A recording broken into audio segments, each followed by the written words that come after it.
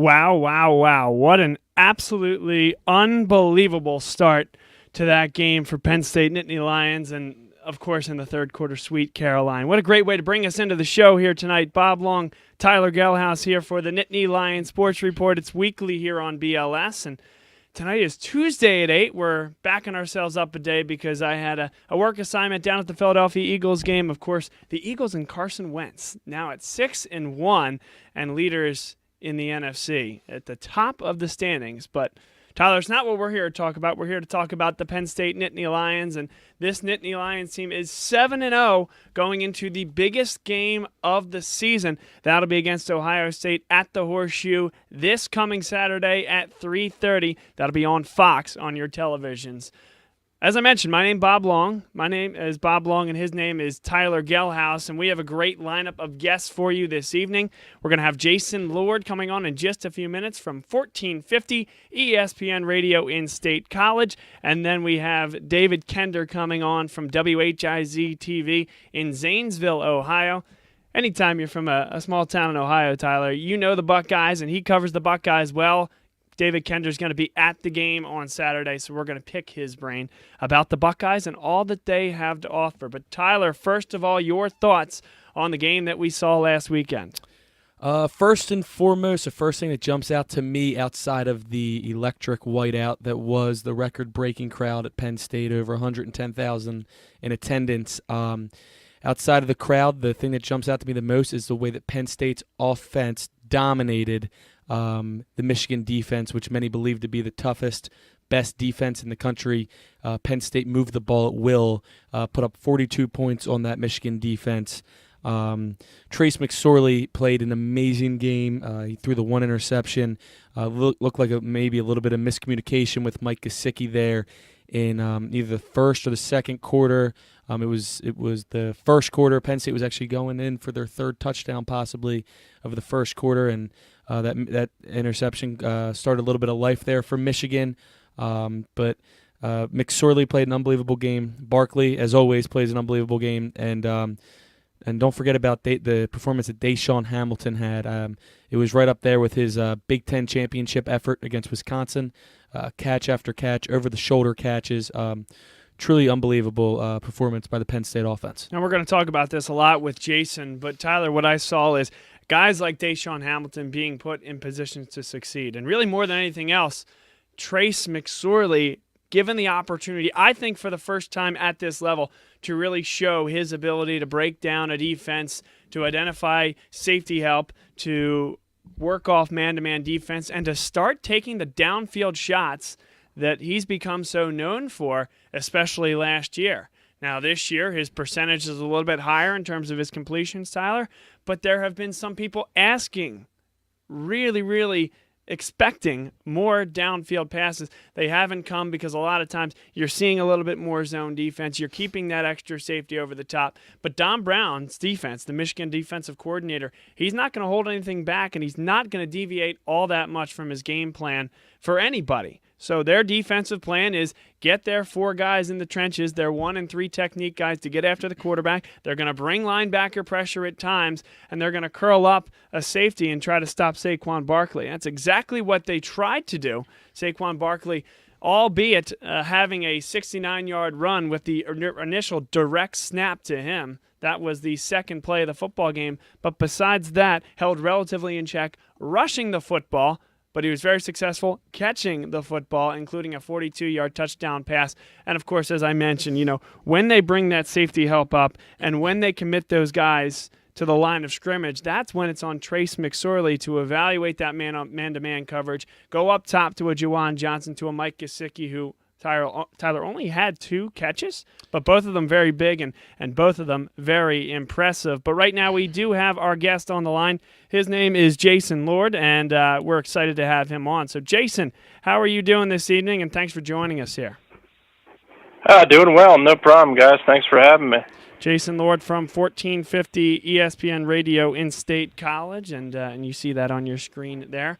Jason, what an atmosphere and what a game that it was this weekend. 42-13 for Penn State over the Michigan Wolverines, the annual Whiteout game and the site of College Game Day. What were your thoughts? What did you see and why was Penn State able to be so successful?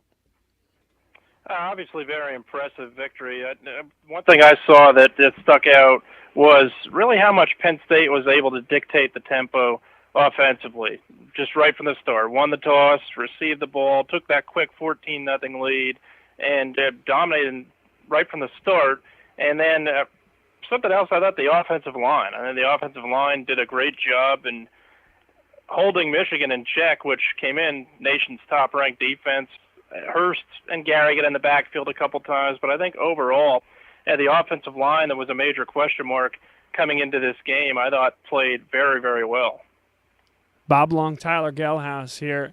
Jason, I made a comment at the onset of the show here about Trace McSorley and how I think, he was so impressive in this game, and really it was the most decision-making, I would say, that he had to encounter at any point this season, just based on the defensive philosophy of Michigan, identifying that man-to-man coverage and taking those shots over the top when they came, throwing slants when linebackers vacated. And he was rewarded with a National Offensive Player of the Year category and an honor this week. I guess what we've seen on this show, and I'm sure you guys have seen it as well, Jason's on Between the Lines with Brian Tripp, who we've had on a few times here. You guys have probably heard some folks with differing opinions on Trace, but I would think that this game would excuse some of those naysayers. What were your thoughts on Trace's performance and the reaction of the Nittany Nation community? Well, the reaction is always going to be a little bit different, but look, Trace is a winner. He's been a winner since high school, and in terms of the game itself, I thought he did a great job in the game, and did a great job also bouncing back from that interception. I think you look back on it, it's a 14-0 game, chance to go up 21-0. There was miscommunication with Gesicki, but I think that was on McSorley. I think you noticed that with the sidelines with Moorhead. I thought he had a moment with Coach Moorhead and really just bounced back well. And you're absolutely right, Bob. I think what he was able to do against Don Brown's defense, really, when he had 8 in the box, you knew it was going to be man-to-man coverage. He exploited that. Got the ball a lot to Deshaun Hamilton. Got the ball a lot more to Gesicki, and got the ball to Johnson. Got the ball out quick. It's I think overall his performance is very well, and not to mention obviously the 3 touchdowns. This is the Nittany Lion Sports Report here on Bob Long Sports. Jason Lord on with us here, our initial guest here this evening from 1450 ESPN Radio in State College. All right, Jason, so after the big win against Michigan, it's time to move forward and have a discussion about the Ohio State Buckeyes, a team that in the first 2 games of the season really didn't look all that impressive, really didn't look like the Ohio State that many are used to seeing, probably looked more like the Ohio State that got blanked in the college football semifinal. So, in the time since, all they've done is wipe the floor with everybody they've played. Granted, you have UNLV and Army West Points of the world in that mix. What challenge do you see from both the Ohio State Buckeyes for the Nittany Lions, but what do the Nittany Lions pose as a challenge for the Ohio State Buckeyes as well? The biggest challenge for me from Penn State's perspective against Ohio State is going to be that Ohio State's not faced a defense like this all year. And the closest one they faced, they were really dominated, and that being Oklahoma. Yes, it's week 2. Yes, you haven't really figured your team out yet by that time, but J.T. Barrett's not faced a secondary like Penn State. He's not faced a front 4 like Penn State. I think this is a defensive unit that's going to present a major challenge for Ohio State in this game. I think that's going to be the matchup I'm looking at the most, is Ohio State offensively going up against Penn State's defense. In terms of the biggest challenge for Penn State, obviously with it being on the road in Columbus, it's going to be a tough matchup. Ohio State also is a pretty darn good defense. They don't have the notoriety that Michigan has. They may not have a top 10 pick, but I think that's going to present a challenge. And I think the environment. Now, Columbus is not necessarily the toughest environment in the Big Ten to play, but it's always a rabid fan base, always a tough place to play, a place where Penn State doesn't win very often. Hey, Jason, this is Tyler. I have a question for you in regards to Penn State after the Michigan game, now going into Ohio State with obviously a dominating win over Michigan. I'm getting the sense from the fan base that a lot of people are more confident now going into Ohio State after what they saw from the Nittany Lions on Saturday night at Beaver Stadium.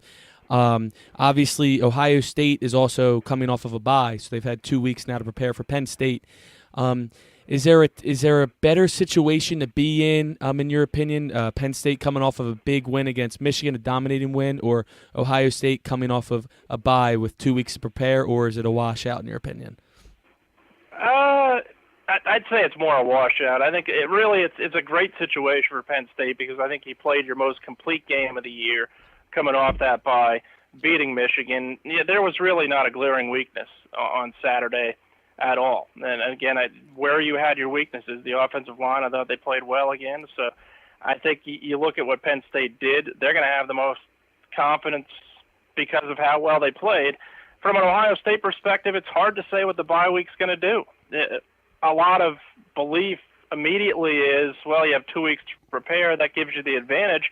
But the way Ohio State was playing, granted it was against, as Bob said, UNLV, Army, Rutgers, and I'll give them the game in Lincoln. That's a tough atmosphere, but they were hitting their stride in those games. And then you have that bye week, very easily you could put yourself out of sync, unfortunately, with the bye week, or you could have the 2 weeks to prepare and look better than ever. So it's a washout for that reason. You just don't know what the bye week is going to bring.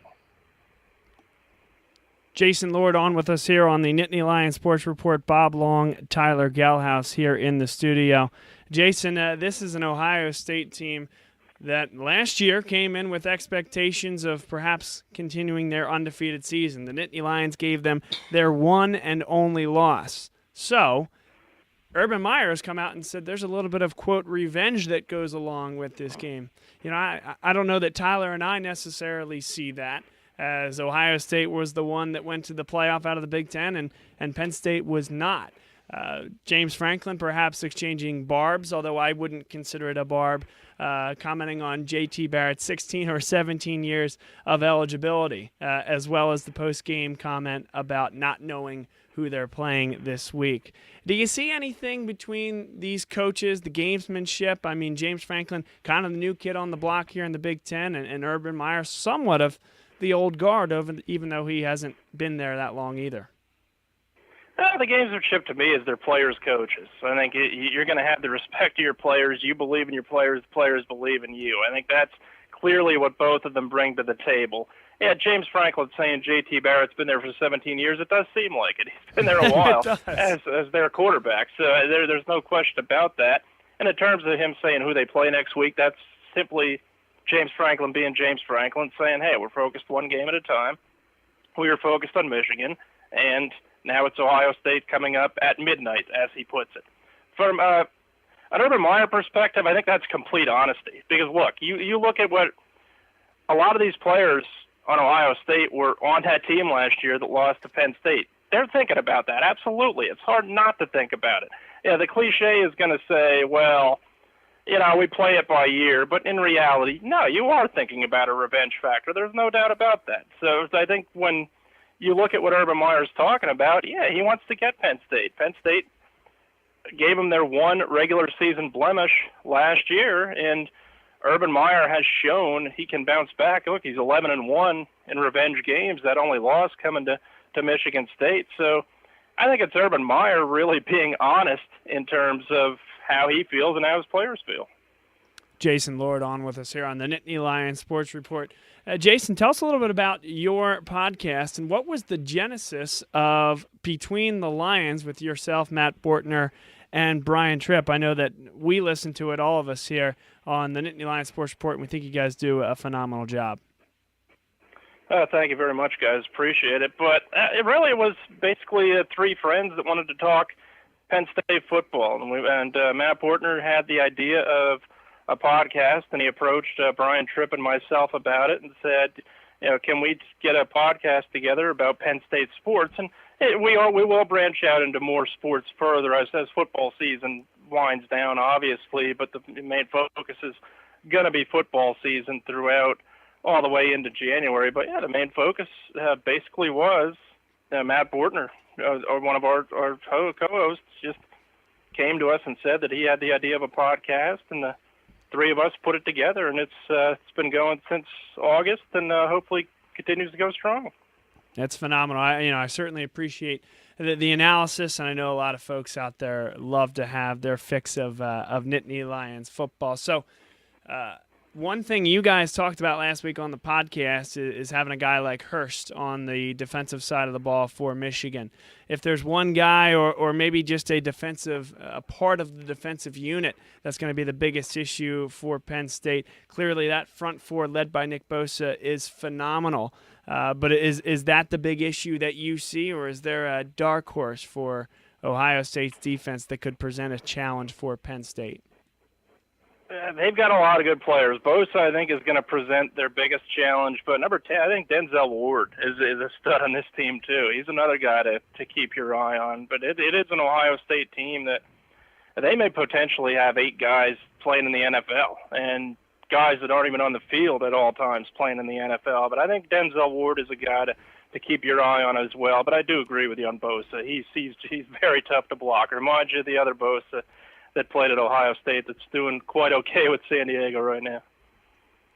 All right, so prediction time here, Jason. What are your thoughts? Do you think that the Nittany Lions are able to go into the shoe at Columbus and get a win and advance to 8-0 and truly start to clear the path to the college football playoff, although the Spartans would linger? Or is it Ohio State throwing a wrench back into the equation and taking full control of the Big Ten East?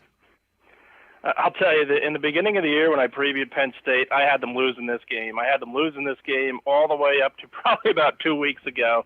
And the thought for me is I like Penn State in this game, and the reason being there's just not a glaring weakness on this team. I think all 3 phases are spectacular at the moment. Are there certain things they've got to improve on? Kicking game, of course. Offensive line needs to still be more consistent. But I think you look at the 3 phases of the game, they've won it every time they played this year, and I think that's going to be the difference. I think either a special teams play or a turnover here and there, something is going to be the difference there, and I think Penn State wins a close game in the horseshoe. I like that prediction. I'll be making mine, and Tyler will be making his later. But I like what you think, and I like how you think because it's a Penn State team that you tell me, Nittany Nation, what Ohio State is doing better than Penn State at the moment. Tyler. Hey, yeah, Jason. Obviously, J.T. Barrett has had trouble throwing the ball downfield this year. He still has thrown for 21 touchdowns and only 1 interception. Again, Bob mentioned the schedule that they have had since Oklahoma. I've noticed a lot of his touchdown passes are shorter passes, and the receiver simply just taking off and making a big play out of it. Do you expect Penn State? Are they going to pretty much say if Ohio State is going to beat us, it's going to be because J.T. Barrett threw the ball? He's going to beat us with his arm, essentially. I do. Yeah, I think Barrett is going to be. They're going to probably key on J.K. Dobbins. Look, Saquon Barkley is going to get the notoriety, and rightfully so. Probably the best player in the country. Dobbins, ever since Weber didn't see the playing time and battled the injuries, I think has been sensational for Ohio State. 775 yards, and really a force on the ground. A heck of a freshman.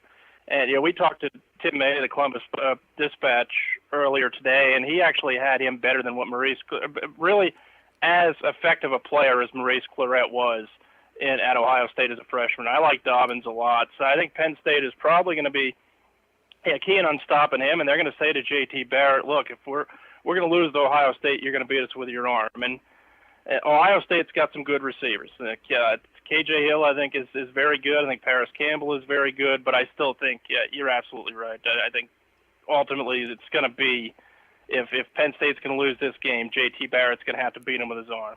And I actually really like that matchup with J.T. Barrett trying to go up against that Penn State secondary, which Urban Meyer called the best secondary in college football today. This is a talented group. It's a deep group.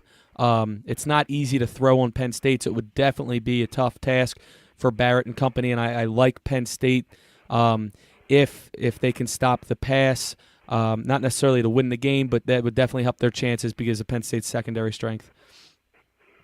Yeah, no question. I think the secondary has been I would say a little bit of a surprise. I think Allen, you knew what you had there. You have probably a guy that's going to be playing on Sundays. I think you know what you had in Haley. But, man, Troy Apke has played very, very well. I think been very surprising. But I agree with Urban Meyer. I think right now you're looking at, if not the best, one of the best secondaries in college football, and it's certainly the best secondary that J.T. Barrett's going to face this year. Jason Lord here on with us. Really, really a great discussion. We certainly appreciate the time, and we look forward to talking to you down the road. You guys do a really nice job, and we'll be listening. Absolutely, guys. Thanks for having me, and yeah, anytime you guys need us.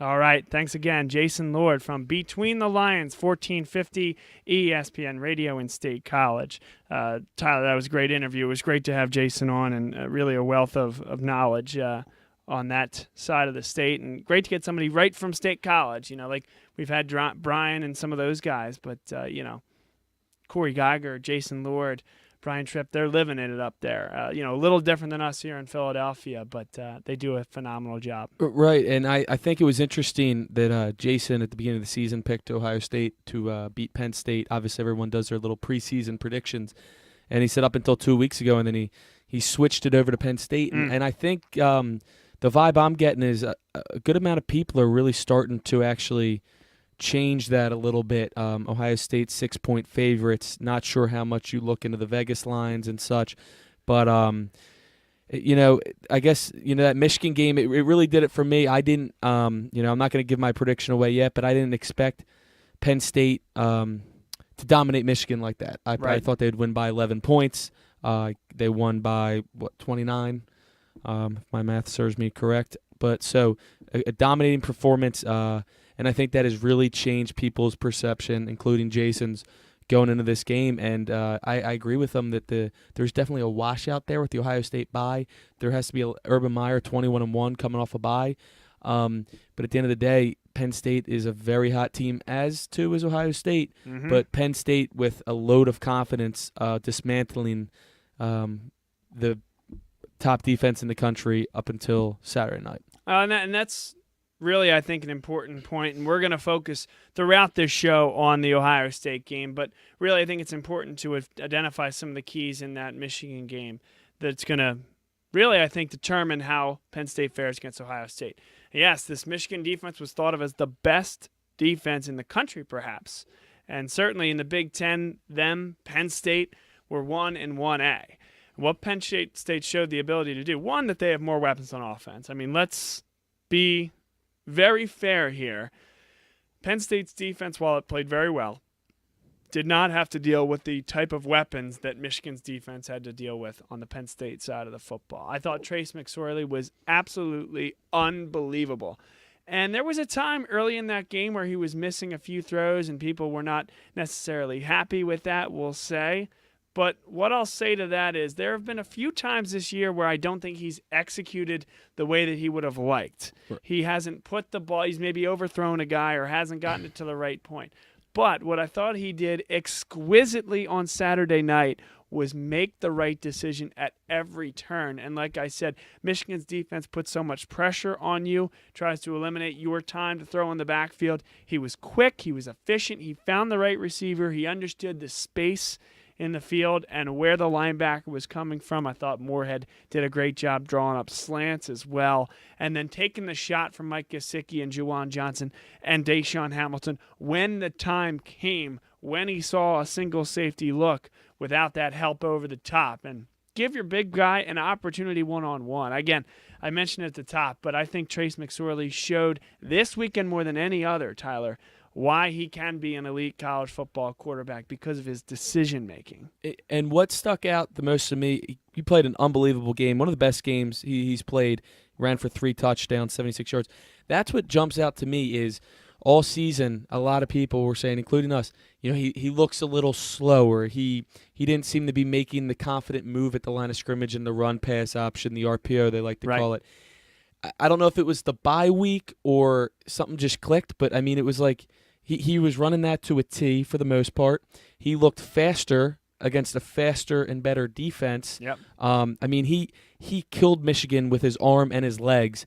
That's really the first time this year we've seen McSorley use his arm and his legs in the same game to just completely dominate and take over a game. And he's got to have a load of confidence going into the next game. Well, here's the other thing, right? 506 yards that they gained on offense, and that's a season high and then some for Michigan's defense. They're giving up an average of 230 yards a game, under 4 yards a play. Tyler, they gave up nearly 6 yards a play tonight, or I should say on Saturday night, to Penn State. And, the whiteout, I think, certainly had something to do with that, but more likely than not, and really the biggest factor, was simply Penn State coming out and punching that Michigan team in the mouth.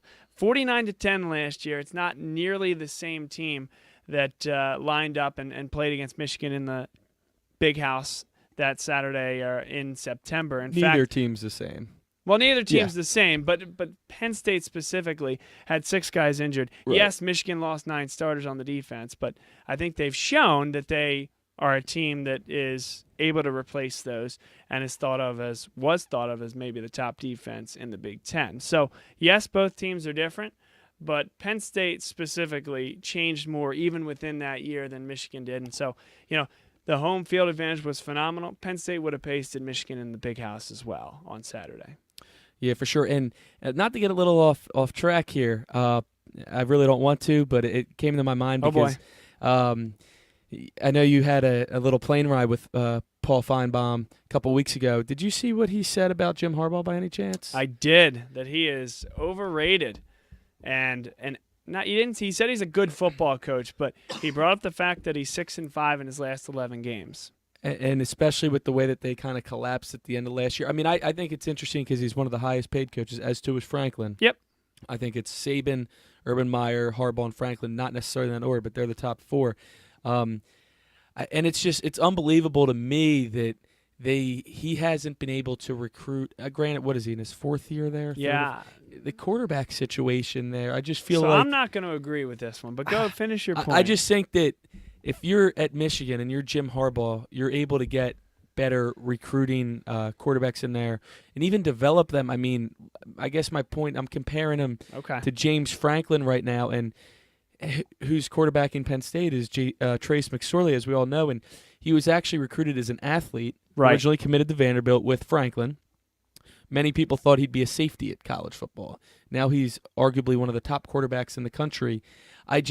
Jim Harbaugh is a quarterback guru. I mean, he had Andrew Luck at Stanford, and to me, I would think that, and I heard some of their fans talking, with Penn State fans that it's unbelievable we don't have a better quarterback, but I know they have some guys in the pipeline coming up. They do, and the one happens to be Christian McCaffrey's little brother. So I guess we'll have to wait and see, but. To me, it's a little strange that they don't have anything better at that position. Granted, O'Korn actually played an okay game, nothing great, didn't hurt them, but just something that I was thinking about a little bit. I'll give you that because O'Korn, a transfer into Michigan, I don't think was expected to be. And obviously Spate was hurt, but right. I mean, he wasn't playing that well either. He wasn't playing well, and so that's the point I'll give you. I wasn't on board with the recruiting aspect because when he was coming out, he was the number 15 or so quarterback. And it takes a while to develop quarterbacks. Exactly. Yeah, right. And, did they whiff on that? I don't know. It's too early to say. But Wilton Spate comes in. He was a pretty highly touted kid. Yeah, I don't think that he's played well, and I don't know that Harbaugh has developed him extremely well. Do you think that Harbaugh is starting to get on the lukewarm seat? I don't think so. I don't. Some people out there, actually, because he hasn't beaten Ohio State, he struggles with Michigan State. Obviously, he lost his first game to Penn. So, I mean, they fired Lloyd Carr for a similar reason. And how have things gone since then? Not that Lloyd Carr at 70-some years old would be coaching right now, but I just believe strongly in my heart of hearts across sports that there's an issue with too quick of a trigger with coaches. And a lot of times, life is a game of incentives, Tyler. And it's incentives where an athletic director, in order to save himself, says, we're going to reboot, we're going to rebuild from scratch. Give me time to get my guy in here and then give him time to get his guys in there. Versus, I think this is the right guy, let's write it out. Well, you're not going to make a change? Okay, we'll make one for you. You're out, AD. So life's a game of incentives, like I said, and I think that drives it sometimes. But it drives me absolutely mad because you have coaches. You had Penn State folks wanting to get rid of James Franklin. You know it. Yeah, right. Last October, I was one of them. A little Were bit, you? a little bit after that Michigan game. Although Fair. I was being a little unrealistic because we were down to like our 8th and 9th linebackers. But it's just like the injuries. It was just very annoying. I'm like, here we go. We get like a 2-2 start. But nobody in their wildest dreams thought outside of that locker room that Right. season would have been turned around like that. Yep. But again, it's just meant to be something to think about. And Harbaugh, I think, is a great coach for the school.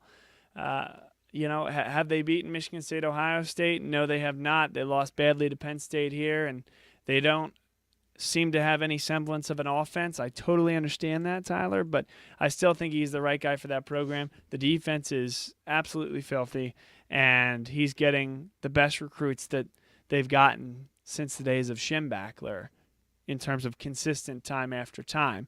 And I think that's only going to improve.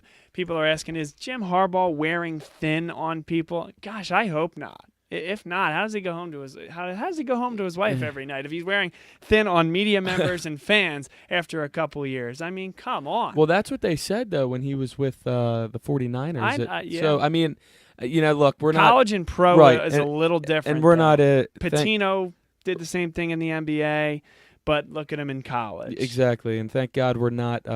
This isn't our major concern, so Right. it's not our team. So it's fun to talk about, but I'm sure he'll get things. I mean, he's got a very young team. Mm-hmm. I'm sure Michigan will be right back in the thick of things next year. So the Whiteout and College Game Day. Before we move on to Ohio State, your thoughts on College Game Day? I guess you were coming up a little later. How did the Ursinus Bears do? I guess I should The start with Ursinus that. Bears actually lost. Oh, man. They're 5-2. They lost a tough one to Susquehanna, which it was nice that it was at Susquehanna because I shot right over after that game over to State College. About an hour, 15-minute drive or so on the back roads of Pennsylvania. There you go. I watched Game Day on my phone. Well, actually, I watched it for a little bit at home before I left for Susquehanna, and my friend who I went to the game with pulled it up on his phone for like the predictions. Looked like an amazing crowd on TV. I wasn't surprised, but I was a little baffled by Desmond Howard's prediction. and not only that, it was his reasoning. He was like, Michigan, I'm going to pick them because, their offense hasn't been able to move the ball all year and score points, but I'm going to pick them in a whiteout crowd against a good defense. So that to me made no sense. But obviously he was completely inaccurate. But were you there? Did you make it up to Game I was Day? there. I was there at Game Day. It was a great experience.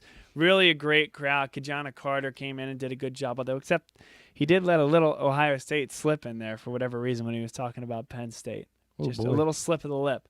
But, no, he did a great job, and the team did a great job. It was really a lot of fun to go to. Just a great day for the university. Then the Whiteout, I thought, showed extremely well on television. Having the opportunity to go back and watch a little bit of it after. It showed well on TV. The announcers were into it. The broadcasters were really, and Herbie is, phenomenal with that type of stuff. And the weather, you couldn't ask for better weather in late October up at Penn State.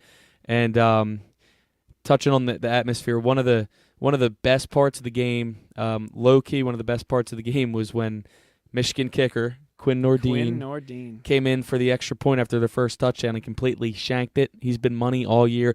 I even said that if the game comes very close, that they have the advantage in the kicking game because he's been money. And for those that don't know the story, he was committed to Penn State after getting out of a private jet. He did a little commitment video before his senior year of high school. Then the big sleepover with Jim Harbaugh happened. Quinn Nordine is a Michigan native, so he probably had a little bias towards Michigan. So the sleepover happened, and I've never seen in my time going to Penn State games really a player solely on the other team get booed like that when he took the field, let alone a kicker. Mm-hmm. And from the moment after that touchdown when he came trotting out on the field, it was boos. And I really think that got to his head because The snap was good. The hold was good. He just pushed the kick. Yep. So, I mean, it was just crazy that the crowd was able to get into his head like that for an extra point because he's been money all year, never missed an extra point, was making 50-plus yarders. So that was a pretty cool moment. Phenomenal tweet from Blake Gillikin. No words, just 3 airplane emojis. Airplanes. That's all you need to know about Quinn Nordin and his thoughts there. No love lost, it would not appear in that Penn State locker room for Quinn Nordin. So now we transition to Ohio State as Penn State prepares to go to the Shoe and take on the Buckeyes. Tyler, they bring an unbeaten streak, of course, but also a phenomenal statistic in that the defense has not given up a point in the first quarter, and that stat remains. And outscoring opponents 90-0. Does that stay? Does that remain, in your opinion, in the Shoe? And what's the key for this Penn State defense to stop a really impressive offensive attack? Now, J.T. Barrett only 7 for 29 beyond 20 yards, so you mentioned that with Jason Lord. Penn State going to need to bottle up inside, get pressure, and really more than anything, contain that spread option and keep those guys inside the numbers. Right. So I'm not sure. I think Ohio State will score in the first quarter, maybe field goal, touchdown. If that streak goes, that's fine. It's going to go eventually, first quarter points. The key for that, though, in my opinion, for it not to happen is for Penn State to jump on the board first. I think if they're able to jump on the board first, and expect them, if they win the toss, to take the ball. That's what they've been doing for a while. And to me, it's incredible that last year Penn State was a second-half team. Every game it was, all right, it's a second half now we're going to start playing. This year they've been playing complete games, and a lot of times the first quarter has been a great quarter for them. I think if Penn State can get a lead early, and really put the pressure on Barrett to make plays with his arm, I think that's the key. I think they're going to throw a lot of different blitzes at him, a lot of different schemes. He doesn't make the best decisions in the world. And if he makes one mistake, he's vulnerable for another. He's a great college quarterback. He's been around for 17 years, like James Franklin has said. He has experience. But if Penn State can jump out to an early lead, it's probably going to rattle and put some pressure on Barrett to make some plays with his arm. And it's the depth in the defensive line, Tyler, that I think is an absolute key there. This is a Penn State team that had 7 sacks in that game against Michigan.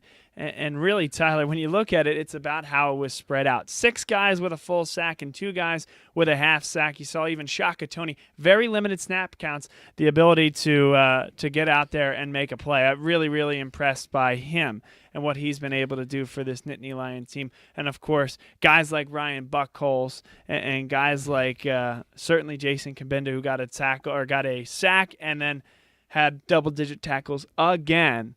Really, for the Penn State Nittany Lions to have all 3 of their top tacklers be linebackers, it's huge. I mean, that means the right guys are making tackles. It means your 1 technique and 3 technique guys are plugging the holes and letting your athletic linebackers make the tackle. It's huge. Yeah, and I think that the defensive line outside of the secondary, because we lost the 2 ends from last year in Sickles and Schwann, and then Torrance Brown went down early in the season to an injury. And everyone's, all right, who's going to step up on the line? We were already kind of thin, and I was worried too. And going into this year, the defensive line, specifically the DNs, and also the cornerbacks, because the loss of John Reed to injury in the offseason, they were the biggest concerns for this defense. And arguably, they've been the strongest points of this defense, with Christian Campbell filling in, Amani Oruwariye filling in, the cornerbacks, the secondary in general, and the defensive line.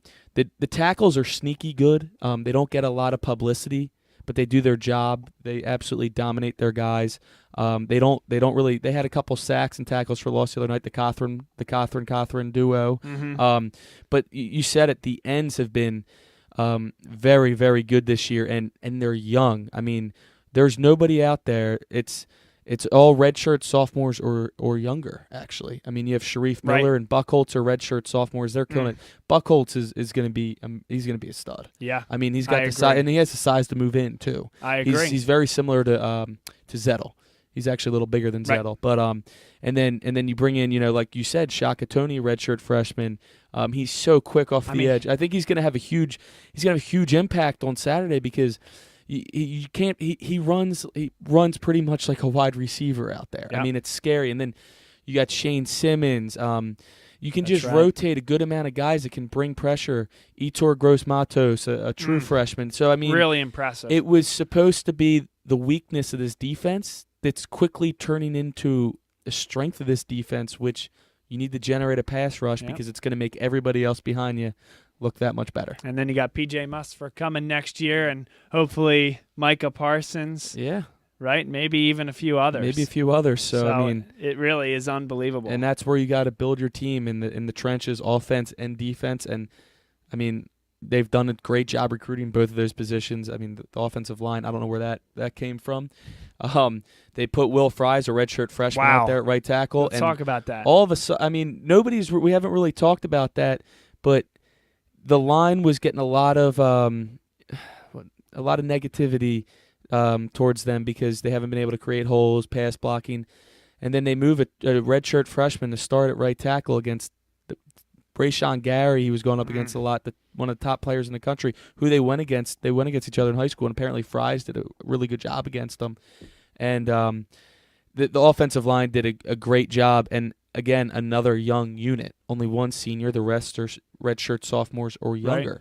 Man being the only senior, the right guard. So both lines are incredibly young and talented, and they're both playing at dominant levels right now. So it's going to be interesting, though, to see how they play against Ohio State, who has probably a pretty even line. They probably have better pass rushers than Michigan, but they're both extremely talented, athletic defensive lines. It's going to be another huge test for the Penn State O-line. Very good against the run, which I think will be interesting as well in terms of how Saquon Barkley is put into the equation. One thing that I'm looking forward to, and I certainly want to ask David Kender when he comes on with us in a few minutes. He is from WHIZ TV in Zanesville, Ohio. I want to ask him how he thinks the linebacking core is going to defend Saquon Barkley, because if you remember that game, a 31-16 victory by Oklahoma on the road at Ohio State, that in the second game of the season, a couple times it was running backs coming out of the backfield. Remember, of course, Ohio State lost. Fullbacks, yeah.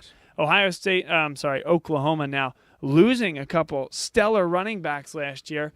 But Baker Mayfield able to find backs out of the backfield, and that was a really, really big issue for the Ohio State defense. Well, you have perhaps the greatest wheel runner in college football right now in Saquon Barkley. I think he's going to take a few extra reps in practice to make sure he can hold on to that ball and isn't squeezing too tight. He dropped a few against Michigan. If there is one thing we can toss Saquon Barkley's way in terms of something that he didn't do up to snuff, and I'm sure he's working on that. He's a perfection artist. But again, I think his ability to get out of the backfield and create that space and Trace's ability to find him is going to be a big factor here. The issue here, the cat is out of the bag. Everybody knows about it. It also doesn't stop him from catching a 42-yard touchdown pass against Michigan last weekend, Tyler, and having multiple other opportunities. So I do still think that Saquon Barkley is going to be in a position to succeed from the wheel route. I do too, because I really don't know if there's a way you can stop him. I'm sure teams are really trying to figure out how to stop him, but I'm not sure if there's one true answer how to stop him in general. And the wheel route, there's got to be other guys on that play that would be open if they sent the safety over the top in time or the linebacker was able to hang with him. I simply don't think there's any linebacker in the country that can hang with him on the wheel route. You saw what he did to J.J. Watt's brother, drawing a blank on his name, the Watt at Wisconsin last year in the Big Ten Championship. Nick? No, it's not Nick. TJ. Yep. TJ Watt. And so it would take and Ohio State has very athletic linebackers. Jerome Baker's very athletic linebacker, so he might be the one that can hang with them, but I don't know if you can really stop it. Yeah, and perhaps the Nick I was thinking of was Nick Bosa, of course, brother of Joey. But now we're going to turn our attention to our guest here, covering the Buckeyes for WHIZ TV. His name is David Kender, and he's the sports director for that station in Zanesville, Ohio. David, thanks so much for coming on with us here tonight, and what a game we have coming up.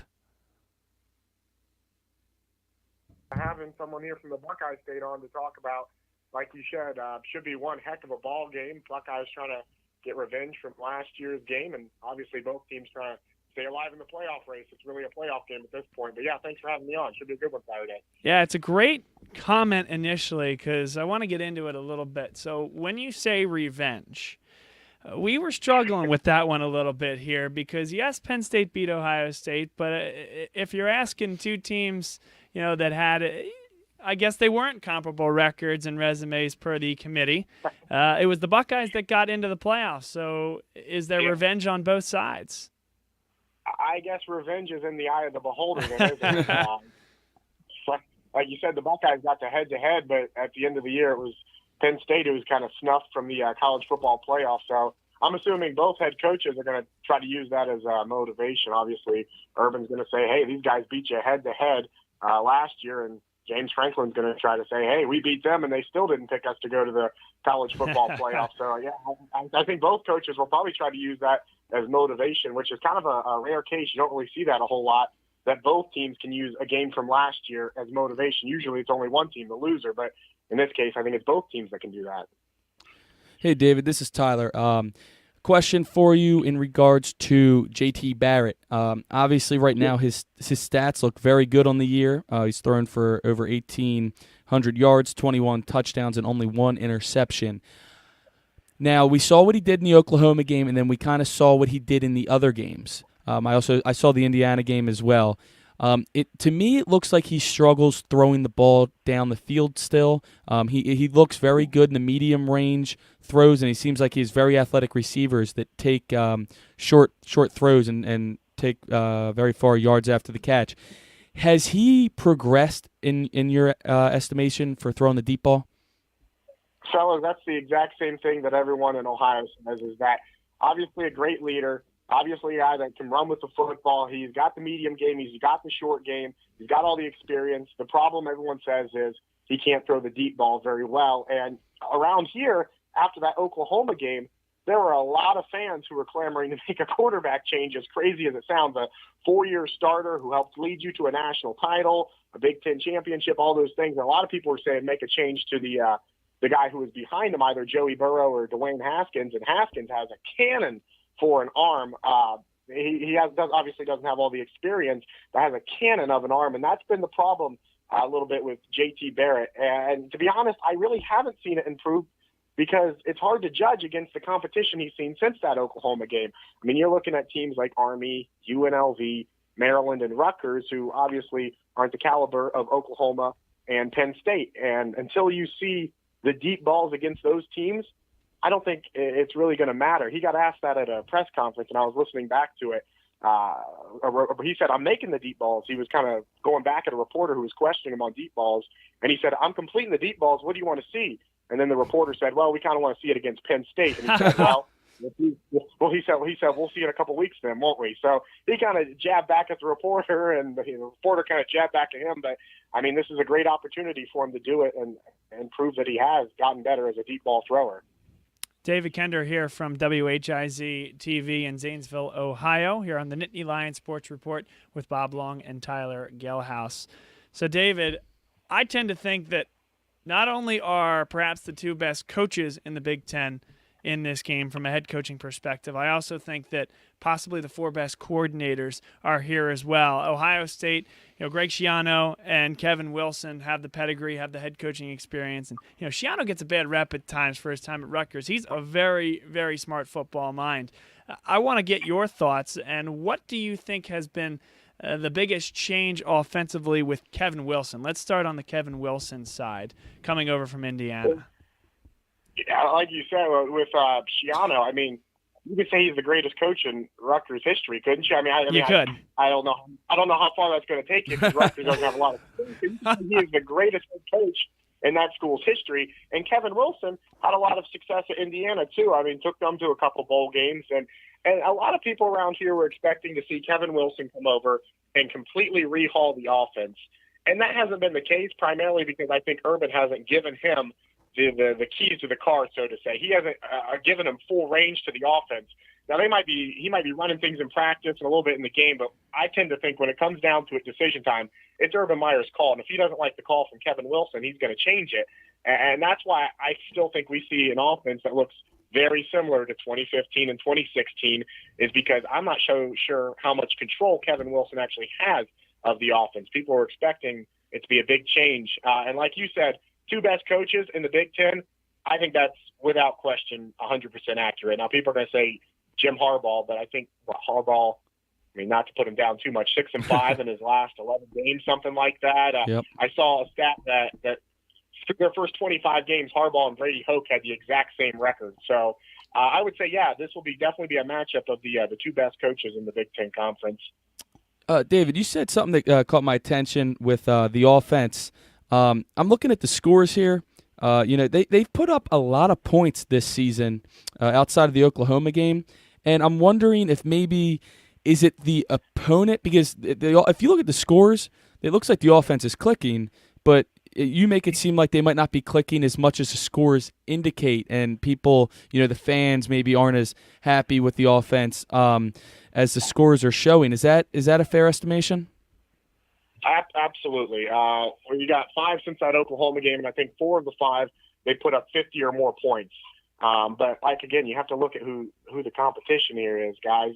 I was at the shoe for that Oklahoma game, and they could not move the ball at all on a Big 12 defense, which, of course, Big 12 defense is known to give up points and yardage, and Ohio State simply couldn't do it against a defense that I don't think isn't that good. So you've seen 5 games since then against lesser competition, and that's great. That's great for padding the stats and getting the wins.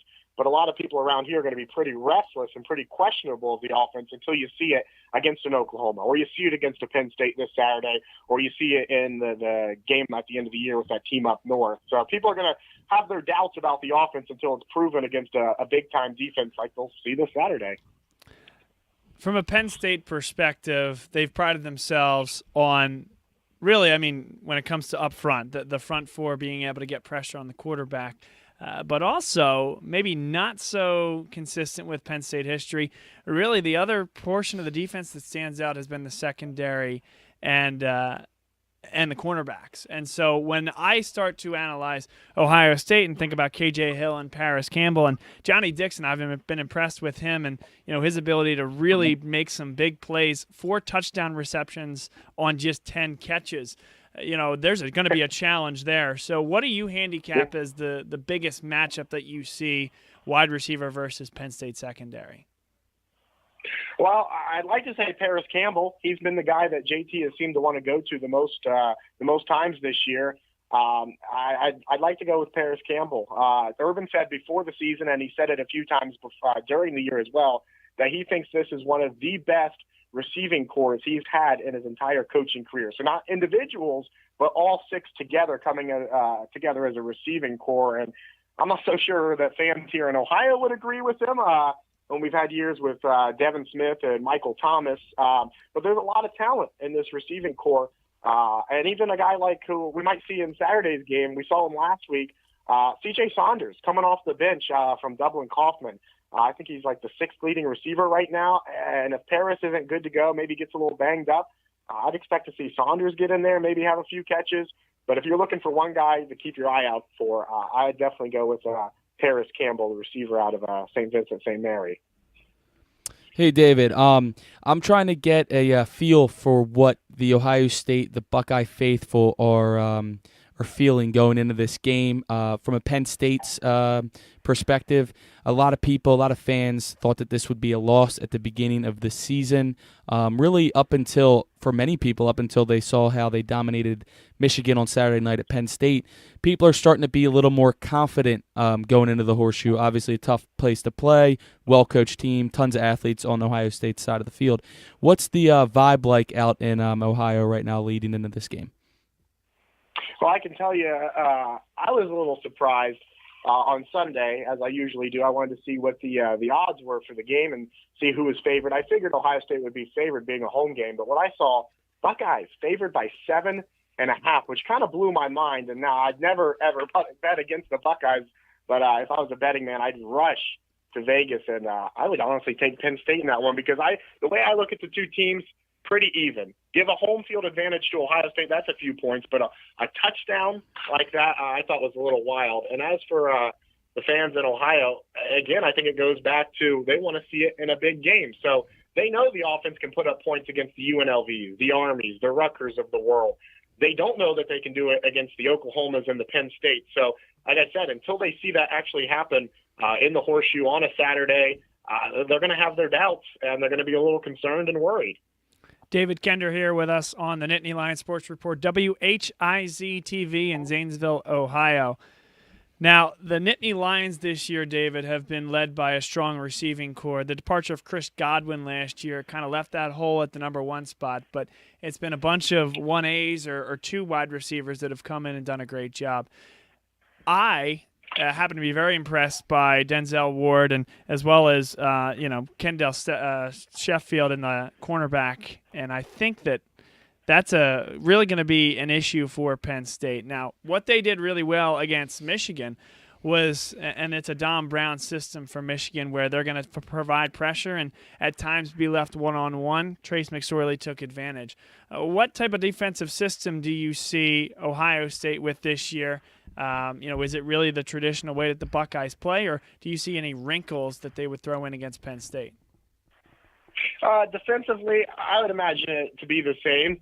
You mentioned the secondary, and that's Kerry Combs' secondary, and obviously they had a lot to replace, losing Lattimore and Conley and Hooker, 3 of their 4 defensive backfield starters to the NFL draft, and that's a tall task to replace, and you saw them struggling in the beginning of the season. After the Oklahoma game, fellas, they ranked dead last in college football in passing yards allowed per game, 130th out of 130 teams. So they really struggled to start the season, primarily because they were young guys and they just needed to get some experience under their belt.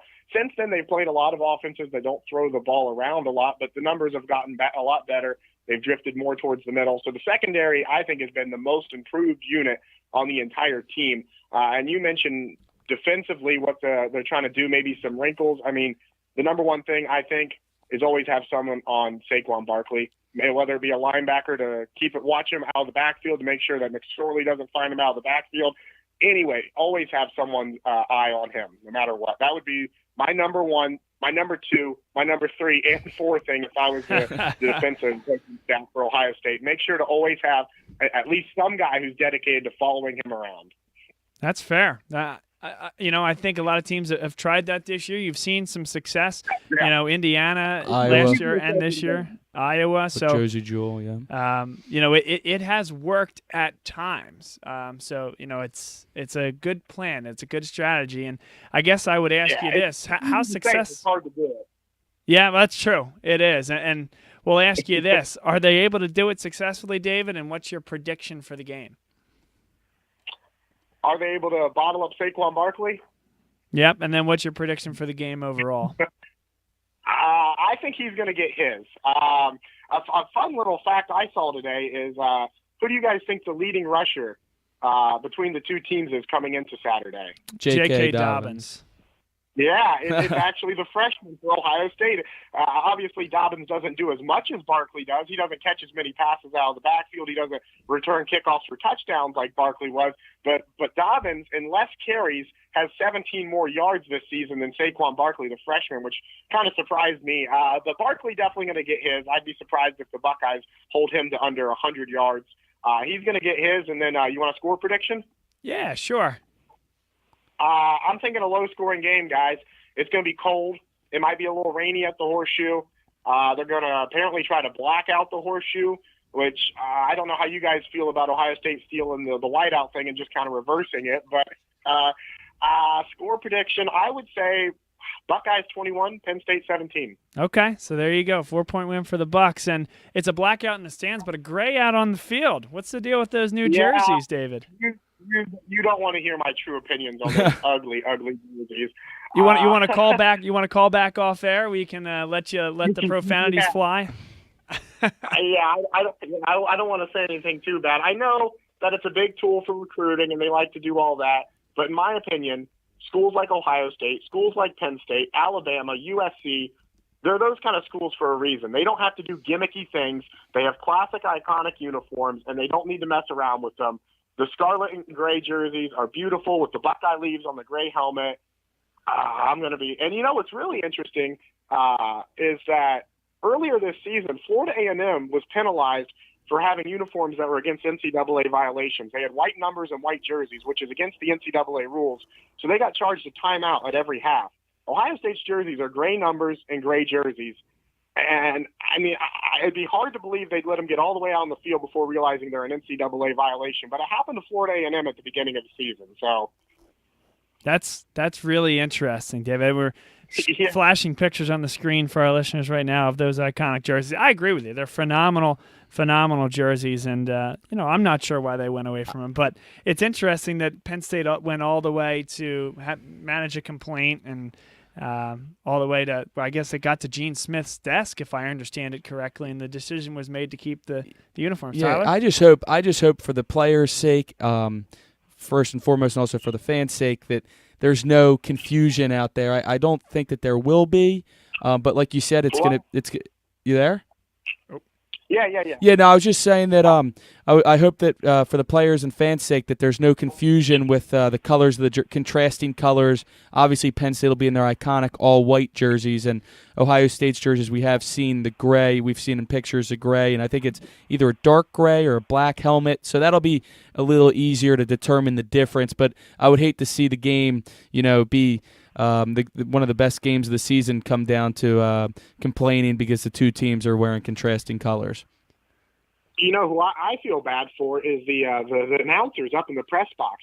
I don't know if you guys have ever been up in the press box at the Horseshoe, but I imagine it's a lot like at Beaver Stadium. It is way up there. You're looking down at the field, and from that far away, gray jerseys and gray numbers are going to be almost impossible to see up in the press box. So I really feel bad for Paul Keels, Ohio State's radio announcer, and whoever's doing the game on national television, because, I mean, it's going to be real difficult for them to identify numbers from way up there. And as a broadcaster, I guess that's kind of why I'm partial to thinking they're so ugly, because that was my first thought was those announcers are going to have a hard time seeing those numbers. Yeah, it's Gus on Fox, David, and I did see your resume. I saw you do some play-by-play. I do the same thing, so a kinship there. I totally am with you on that. We appreciate. I definitely think that's him. Yeah. Yeah. What's your final score prediction? Oh, okay. There you go. All Turn right, it back on us. That's what we'll end with. At the beginning of the season, I thought that this would be a Penn State loss. After the Penn State-Michigan game, I started to get more confident. I actually still think that Ohio State with the home field advantage, this is the first time I'm picking against Penn State all year. I think Ohio State wins 28-27. I hope I'm wrong for my sake. I think it's going to be a great game. But with that being said, I'm still feeling a lot more confident in a 28-27 game with Ohio State, and I'm really giving that to them because of the home field. I think if this game's played at neutral site, I think it's probably 5-5 who wins out of 10 games. I think they're evenly matched teams. It should be a great game, and I see it coming down to probably the last couple minutes. Yeah, and David, I think I picked Penn State. The reason is I've been trying to rack my brain, and I can't find many things that Penn State isn't doing as well as Ohio State. And so I think that Penn State is going to have a good opportunity to go out and showcase the offense. I do think, like I said, I think Ward is phenomenal in the secondary. I think, Sheffield's done a good job, but I think that Saquon Barkley out of the backfield on the wheel route is going to be an issue. I think that against Oklahoma, they showed that maybe, a linebacker, they had trouble with some of the running backs for Oklahoma and even the fullback. So, I think that's going to be a key. And then Mike Gesicki going up and winning individual battles. I go 28-23, something in that area, and I think Penn State's gonna win this one. But I think it could be the game of the year if it all goes well, and I truly hope it is, right, for our fans, for your fans, David. I think they deserve it. Al, I mean, no doubt about it. It's Ohio State's second biggest rival, and I always hope it's a good game between Penn State and Ohio State. And you mentioned that wheel route. It terrifies me. It absolutely scares me to think about. Well, we really appreciate the time. Thanks for taking a decent chunk of your evening out and spending it with us here on the Nittany Lion Sports Report. And stay in touch. We'd love to do this again sometime. Absolutely, fellas. If you ever find yourself in Zanesville, Ohio, stop by the station and come say hi and enjoy the game. Should be a good one. All right. Thank you so much, David. There you go. That's David Kender calling in from Zanesville, Ohio. Really good to talk to him, and I thought he provided some phenomenal perspective again. Again, these guests bring it every single week. Jason Lord, David Kender here talking Ohio State Buckeyes. I know you especially love getting that opposite perspective. I mean, they bring total wealth of knowledge. It's very impressive, but I'm more impressed how you actually find these people. I don't know how you find people I don't know how you find this guy from Zanesville, Ohio. I don't even know where Zanesville, Ohio is. Southeast. All right, well, he's got a wealth of knowledge. It was great to have him on. And I think, he picked Ohio State to win, as did I, by a slight margin. But you can tell that, their fan base, and even David, I mean, there's definitely cause for concern. I thought it was interesting when he said that people still aren't very thrilled with the offense. And I'm looking at the scores that they put up, and he goes, no, it's the opponent. We're really, JT still can't throw the ball downfield. So their stats are definitely skewed due to the opponent. And they haven't really played an opponent since Oklahoma. Penn State has been a little battle tested since. Not that they've played, the Alabamas of the world, but they did have to go on the road to a tough environment and beat Iowa on the road at night. Ryan Bates said the same thing in the press conference. Northwestern is never an easy place for Penn State to get a win. They dominated that game. They dominated an Indiana team that put up a hell of a fight against Ohio State for the majority of that game. And then, as we all know, they dominated Michigan. So I think Penn State might go in with a little more confidence right now, and because of the opponents that they've played, not that they're the Alabamas of the world, but it has been a little bit of a tougher stretch there for Penn State, and it could come back to benefit them. Ryan Bates said the same thing you just said about Iowa. He said if we go to Iowa and win and deal with that atmosphere, we can play anywhere, is what he said.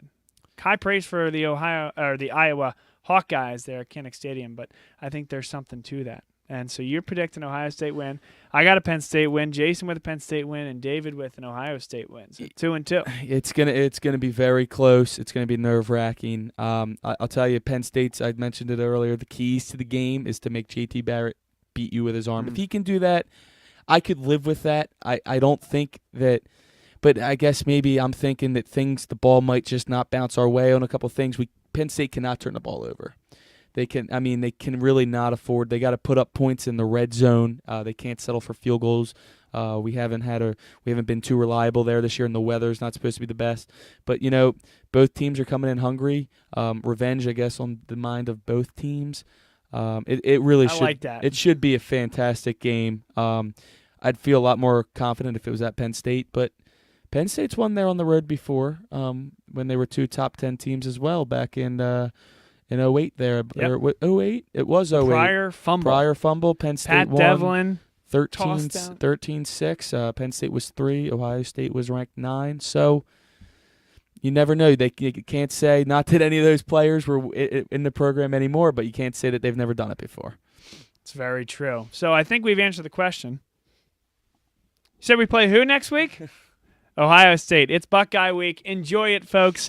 And you have been watching the Nittany Lion Sports Report with Bob Long. Thanks to Tyler Gehlhaus for being here. Thanks to Jason Lord from 1450 ESPN Radio in State College. And, of course, thanks to David Kender from WHIZ TV in Zanesville, Ohio, breaking down the Buckeyes.